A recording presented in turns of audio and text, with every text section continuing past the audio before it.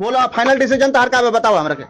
Final decision बाकी जब आरोप लगावा तनी ई तम उहे साथे रहे। केकरा साथे? देवर साथे। देवर साथे फिर पति से देवर पर आ गइलू ना तब जब कहत नहीं सूत लेलक सब कह लेलक तो रहे।